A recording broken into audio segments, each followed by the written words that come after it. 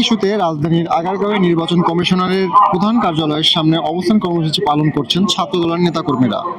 ইসির প্রধান ফটকের সামনে আইন শৃঙ্খলা রক্ষাকারী বাহিনীর সদস্যরা ব্যারিকেড দিয়ে রেখেছেন। ব্যারিকেডের সামনের সড়ক আটকে অবস্থান নিয়েছেন ছাত্রদলের নেতাকর্মীরা। ছাত্রদলের আজকের অবস্থান কর্মসূচির প্রথম দফাটি হচ্ছে পোস্টাল ব্যালট নিয়ে যে বিতর্ক তৈরি হয়েছে, অনতিবিলম্বে নির্বাচন কমিশনের সেটি সমাধান করতে হবে। দ্বিতীয় ইস্যুটি হলো বিশেষ একটি রাজনৈতিক গোষ্ঠীর চাপে দায়িত্বশীল ও যৌক্তিক সিদ্ধান্তের পরিবর্তে নির্বাচন কমিশন হঠকারী ও অদূরদর্শী সিদ্ধান্ত গ্রহণ করেছে। এটি স্বাধীন নির্বাচন কমিশনের পেশাদারত্বকে চরম প্রশ্নবিদ্ধ করছে।